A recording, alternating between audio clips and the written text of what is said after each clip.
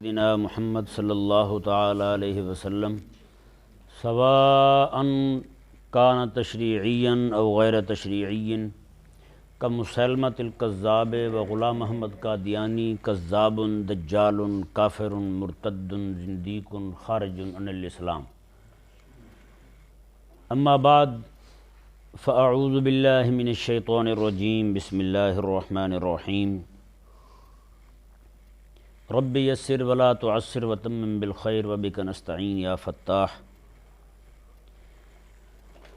آج تھوڑی سی گفتگو ہمارے ایک فاضل نوجوان حضرت علامہ مولانا مفتی مطیع الرحمن قادری رضوی حافظہ اللہ، آپ نے ایک رسالہ ترتیب فرمایا ہے، یہ رسومات اور بدعات کے حوالے سے۔ یہ جیسے عام طور پر ہمارے ہاں فوتگی ہو جائے تو کھانا کھلاتے ہیں جی، سب لوگوں کو کھینچ کھینچ کے کھانا کھلا رہے ہوتے ہیں، پوری برادری کو، پورے محلے والوں کو، علاقے والوں کو، سینکڑوں کے حساب سے لوگ جمع ہوتے ہیں، کھانا کھا کے جاتے ہیں۔ باقاعدہ جنازوں میں اعلان ہوتے ہیں کھانا کھائے بغیر کوئی بھی نہ جائے، ٹھیک ہے نا جی۔ صرف اہل خانہ کے لیے ایک دن رات کا کھانا بنا کے ان کو بھیجنا، اور ہاں جو دور دراز کے ان کے مہمان آئے ہیں، رات کو گھر واپس نہیں جا سکیں، ان کے لیے کھانا کھانا جائز ہے، بس اس کے علاوہ کسی کے لیے بھی کھانا کھلانا جائز ہے۔ ہماری فقہ کی کتابوں میں واضح طور پہ لکھا ہوا ہے کہ یہ ضیافت ہے اور یہ مکروہ ہے۔ یہ مکروہ بھی تحریمی ہے، تنزیہی والی بات نہیں ہے کہ مولوی نکالے اس سے جو مکروہ تنزیہی ہے لہذا کچھ نہیں ہوتا جی، اچھا مکروہ ہے۔ تنزیہی صاف ستھری شے کو کہتے ہیں نا، اچھا مکروہ ہے چلو کچھ نہیں ہوتا چل جائے گا، ایسی بات نہیں ہے۔ مکروہ تحریمی ہے کہ جناب، کیونکہ یہ ضیافت کا دعوت کا موقع ہی نہیں ہے، بندہ مر گیا ان کا تو دعوت کس چیز کی بھائی، نہیں سمجھ آ رہا مسئلہ۔ اب اسی طرح کر کے بہت ساری بدعات جو ہیں وہ اکیلی فوتگی پر ہی گھس آئی ہیں، رب تعالیٰ کی شریعت پیچھے چلی گئی ہے، بدعات جو ہیں جو مولویوں کی گھڑی ہوئی ہیں وہ آگے سے آگے چلتی جا رہی ہیں جی۔ ابھی آپ حیران ہوں گے، ایک بندے نے محلے میں ایک فوتگی ہوئی ہے، وہ بیچارے ہسپتال رہے ہیں، اس خاتون کو لے کر کے اس کا 50,000 روپے کی روزانہ کی دوائی کے پیسے لیتے تھے، 25,000 روپیہ اس کا اکیلا کرایہ تھا کمرے کا، اندازہ لگائیں۔ اور جب وہ خاتون فوت ہو گئی تو وہاں سے نکلنے لگے تو انہوں نے کہا کہ 2,60,000 روپے جمع کراؤ تو پھر لے جاؤ اپنی میت، ہیں جی۔ اب بتائیں وہ غریب بندہ کہاں سے لائے گا اتنے پیسے، کہاں سے پیسے لائے اور ان کو پوری برادری کو بیٹھ کے کھانا کھلائے ہیں؟ ایسے ہمیں تو لگتا ہے جیسے لوگ انتظار کر رہے ہیں ان کا کوئی بندہ مرے تو ہم بھی کھانا کھائیں۔ ایک بندہ نا مسجد میں بیٹھا دعا کر رہا تھا، یا اللہ میرا ابا جو ہے نا بس 2-3 مہینے بعد مرے، 2-3 مہینے نکال جائے ابا، 2-3 مہینے بعد مر جائے، مجھے کوئی پرواہ نہیں۔ تو کسی بندے نے پوچھا یار یہ کیسی دعا مانگ رہے اور اپنے ابے کے لیے؟ کہنے لگا یار میرے چاول جو ہے نا منجی جسے کہتے ہیں، اسے تیار ہونے میں 2-3 مہینے دیر ہے، اگر میرا ابا پہلے مر گیا تو میں کہاں سے لاؤں گا اتنے دانے گندم جو چاول بنا کے اپنی پوری برادری کو کھلاؤں گا میں؟ یعنی اب لوگوں کو اپنے ابے کی فکر نہیں رہی، برادری کی فکر ہے، انہیں کھانا کیسے کھلائیں گے ہم؟ یعنی ایسی بدعات کو گھسیڑ دیا ہم نے، نعوذ باللہ من ذالک، اور مجال ہے کہ مولوی اس بارے میں بولے۔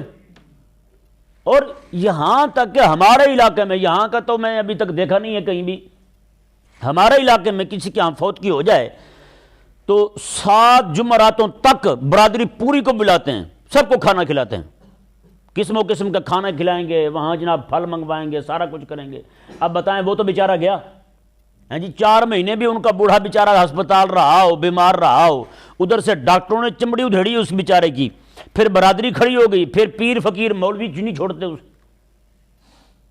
اور وہاں ہمارے علاقے میں ابھی تک یہ رواج ہے، کوئی فوت ہو جائے نا تو اس کا پیر جو ہے نا، اس کے پیر کے لیے باقاعدہ پورا ایک یعنی کہ کپڑے ہوں گے اس میں، خاتون کے کپڑے، مرد کے کپڑے، نئے کپڑے، جوتا، لوٹا، سرما، تیل، چارپائی، بستر، رضائی، سرانے، تولیے، ہر چیز جوڑ کر کے، جیسے عورتیں جو ہے نا ہمارے ہاں شادی پہ وہ بری کا سامان نہیں دکھاتی، اسی طرح کر کے وہ باقاعدہ اس کی نمائش ہوتی ہے کہ یہ پیر کو جا رہا ہے سامان۔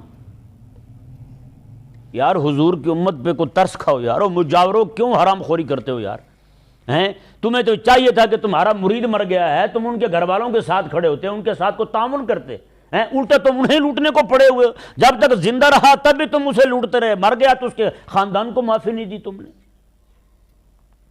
اور یہ جو طبقہ نا ہمارا اکثریت بریلوی طبقہ، وہ اس کام میں پیش ہے۔ حالانکہ امام اہل سنت امام احمد رضا خان فاضل بریلوی رضی اللہ تعالیٰ عنہ کا عمل دیکھیں، آپ فرماتے ہیں زندگی ساری میں نے کولخانی کے چنے نہیں کھائے، چنے نہیں کھائے میں نے۔ کیوں؟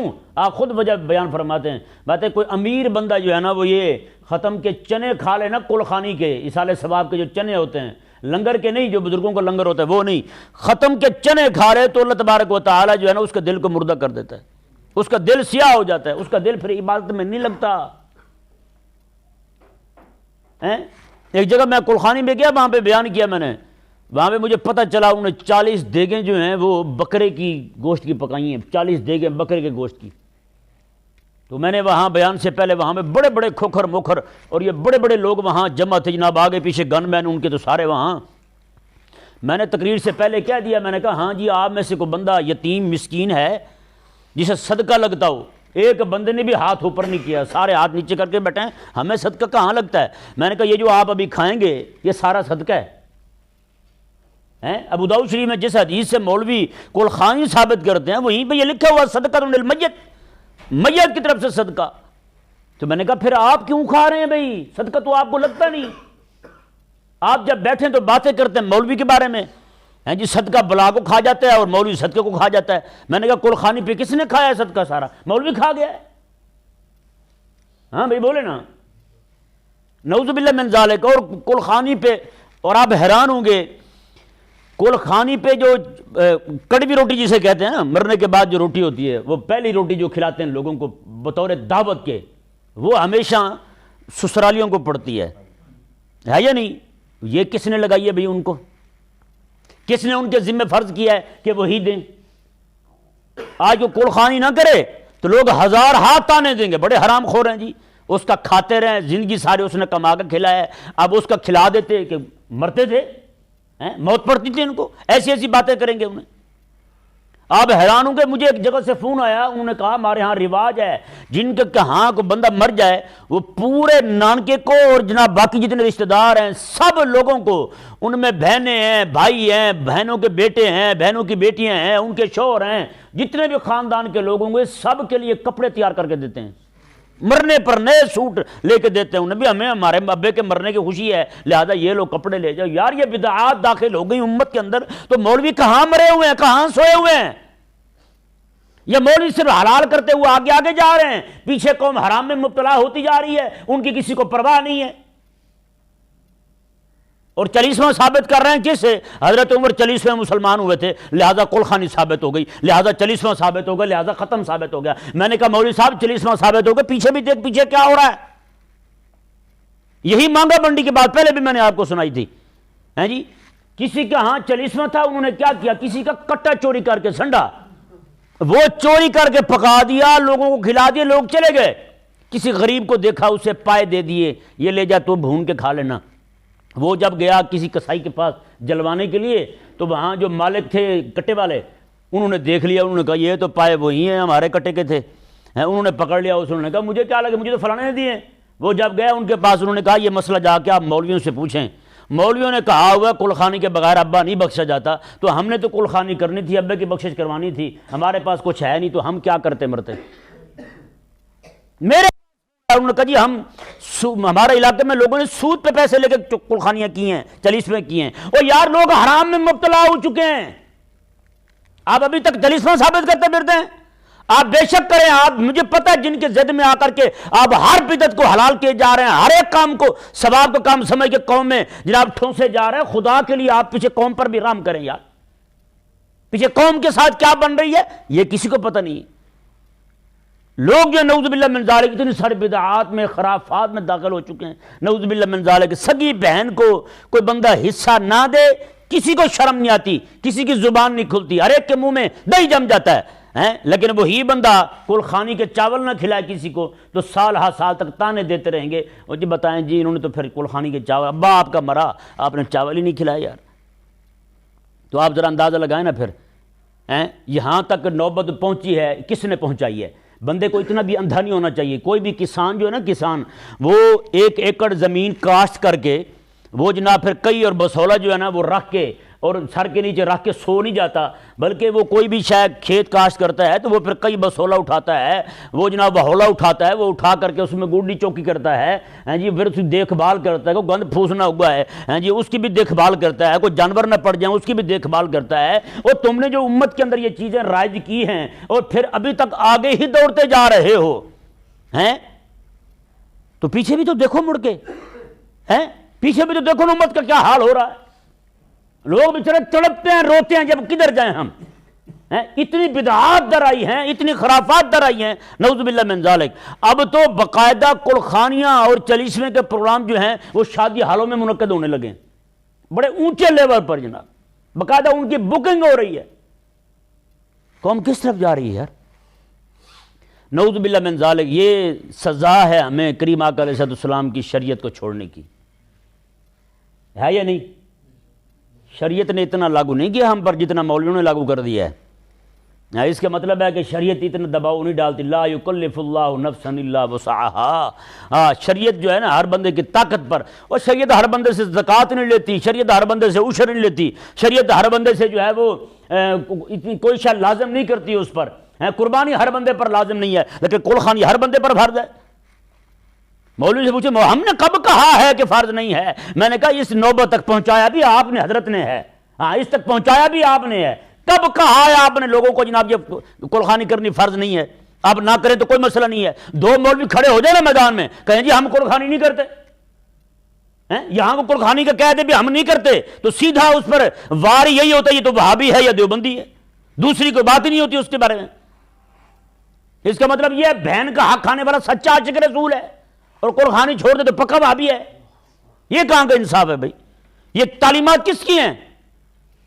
میرے امام رضی اللہ تعالیٰ عنہ تو ارشاد فرمائیں میں نے زندگی بھر کلخانی کے چنے نہیں کھائے، کیونکہ اس سے دل مردہ ہوتا ہے بندے کا، عبادت میں پھر لذت محسوس نہیں ہوتی اس بندے کو. بتایا نا کبھی ہم نے یہ ہاتھ پیچھے کھینچا ہے یار یہ کلخانی کس کی ہے اور یہ چاول کس کے ہیں اور کس کے غریب کے بنے ہوئے ہیں؟ آیا کہ جس کے پیسوں سے بنایا گیا ہے اس کی وراثت بھی تقسیم ہوئی ہے یا نہیں ہوئی؟ کبھی پوچھا ہے ہم نے؟ اپنی بدعات جاری کر کر کے میں حقیقت کہہ رہا ہوں آپ کو، ہماری بریلوی قوم کا 100% 100 میں سے 90% پیسہ حرام کاریوں میں جاتا ہے، حرام کاریوں میں جاتا ہے. 10% پیسہ جو ہے وہ نیک کاموں میں جاتا ہے.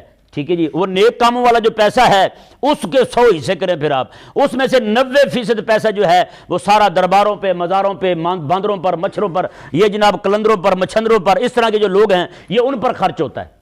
میں حقیقت کہہ رہا ہوں آپ کو.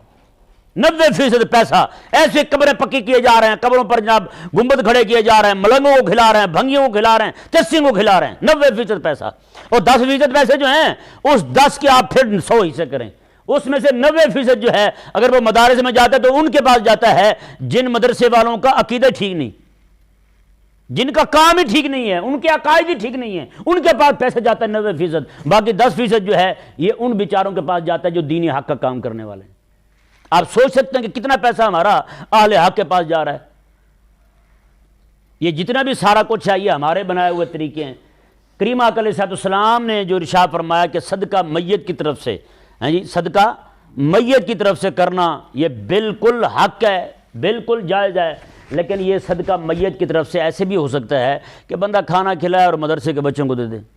حقیقت والی بات ہے، میں اگلے دن حیران ہوا. یہ کوئی 2 مہینے پہلے کی بات ہے. ایک جگہ ایک ہمارے دوست ہیں، ان کے ہاں میں ملنے کے لیے گیا. آپ حیران ہوں گے، قسم خدا کی کہہ رہا ہوں. وہاں میں ملنے کے لیے گیا تو وہاں ہوا کیا کہ میں نے دیکھا کہ وہاں پہ 5-7 دیگیں بنی ہوئی ہیں قورمے کی، زبردست طریقے کے ساتھ، اور بریانی پکی ہوئی. میں نے ان سے پوچھا خیریت تو ہے؟ یہاں کو پروگرام ہے؟ انہوں نے کہا پروگرام نہیں ہے، ہمارے مدرسے کے استاد ہیں ان کی شادی ہوئی ہے اور انہوں نے برادری میں سے ایک بندہ بھی نہیں بلایا، پورے ولیمے کا کھانا مدرسے کے بچوں کو کھلا رہے ہیں. بتائیں ہمیں تو موت نہ پڑ جائے جب تک 4 بندوں کو پتہ نہ چلے. اور پتہ ہے حضور کیا ارشاد فرماتے ہیں؟ آقا علیہ السلام نے ارشاد فرمایا بدترین کھانا وہ ہے ولیمے کا جس میں دور دراز کے امیروں کو بلایا جائے اور غریبوں کو دھکے مارے جائیں. ہم تو کلخانی کے کھانے بھی یہی کر رہے ہیں. کلخانی کے کھانے میں بھی غریب کو شامل نہیں کیا جاتا. دور دراز کے 5 ضلع چھوڑ کے امیر یہاں شامل ہو رہا ہے اور غریب محلے کا بیچارہ ہے تو اسے دھکے مار کے باہر بگا دیا جاتا ہے. وہ تیرا کیا کام بنتا ہے کھانے کا بھائی؟ تو یہ ایک دکھتی باتیں ہیں، ایک درد ہے امت کا، خدا کے لیے باز آ جائیں، امت کو تکلیف میں مزید مبتلا نہ کریں۔ یہ مہنگائی کا دور ہے، ہیں جی، لوگ جو ہیں وہ آپ سے بدظن ہو رہے ہیں، لوگ آپ سے بدگمان ہو رہے ہیں جی۔ ایک غریب بیچارہ، اور ہمارے ہاں تو نعوذ باللہ من ذالک، ایک بندے کا ابا بیمار ہو گیا، وہ مہینے 4 مہینے بیمار رہا، بندہ کام نہیں کر سکا، ابے کی دیکھ بھال کرتا رہا، پھر ابا فوت ہو گیا۔ پھر ہمارے ہاں فاتحہ خوانی کا سلسلہ حضور کے حکم کے مطابق 3 دن نہیں ہوتا، 40 دن ہوتا ہے۔ 40 دن جس کا جی چاہا جب منہ اٹھایا اور بھاگا، چلو جی فاتحہ پڑھو، چلو جی فاتحہ پڑھو۔ آقا علیہ السلام نے ارشاد میں 3 دن بس۔ تعزیت کا مطلب کیا ہوتا ہے؟ تعزیت کا مطلب ہوتا ہے گلے کو تسلی دینا، اللہ تعالیٰ خیر کرے گا، یار آپ پریشان نہ ہو، ہم آپ کے ساتھ ہیں، آپ کے بھائی فوت ہوں تو ہم بھی تو آپ کے بھائی ہیں، بڑی عمر کا بندہ بیٹے، آپ فوت نہ ہو، میں بھی آپ پریشان نہ ہو، میں بھی آپ کا چاچا ہوں، یار میں تیرے ابے کا دوست ہوں، میں بھی آپ پریشان نہ ہوں، ہم آپ کے ساتھ ہیں بیٹے، کوئی بھی بات ہو آپ ہمیں بتائیں، آپ پریشان نہ ہوں، بس یہ تسلی دینے کے لیے۔ اب بتائیں جو 40 دن تک بندے آتے رہیں اور ہر بار آگے اسے کہیں بیٹا آپ پریشان نہ ہوں، تو کیا خیال ہے وہ غم کو بھولتا وہ دوبارہ نہیں یاد ہوتا رہے گا اسے غم؟ اس بندے کے لیے جو اجازت ہے جو دور دراز کے علاقے سے آیا ہے، دور دراز رہتا ہے، کہیں آنے میں اسے دیر ہو گئی، چلو وہ تو ٹھیک ہے، لیکن علاقے کے لوگ ہی جناب 40 دن تک جناب بیٹھے رہے وہاں پہ بیٹھے حکا پھونکتے ہیں، ہاں جی حکا پھونک رہے ہیں، کہتے ہیں چل بھی فاتحہ پڑھو، چل بھی فاتحہ پڑھو، حکا پھونک رہے ہیں۔ بھی تمہیں حیا ہی نہیں یار، گندی بدبو ہے تمہارے منہ کے اندر، اور میرے مالک اور خالق کا نام لے رہے ہو تم۔ یہ چیزیں ڈر رہی ہیں ہمارے میں، لیکن مجال ہے کہ مولوی توجہ دیں اس پر۔ اللہ تبارک و تعالی جزائے خیر عطا فرمائے ان لوگوں کو جو یہ کام کر رہے ہیں، امت کو تعلیم دے رہے ہیں، امت کو راہ حق پہ ڈال رہے ہیں، اللہ تبارک و تعالی جزائے خیر عطا فرمائے ہمارے برادر مکرم حضرت علامہ مولانا مفتی مطیع الرحمان صاحب کو، جنہوں نے اس اہم اور سلگتے ہوئے موضوع پر قلم اٹھایا اور آقا علیہ السلام کی امت کی رہنمائی فرمائی۔ اللہ تبارک و تعالی ہمیں بھی عمل بالاخلاص کی توفیق عطا فرمائے۔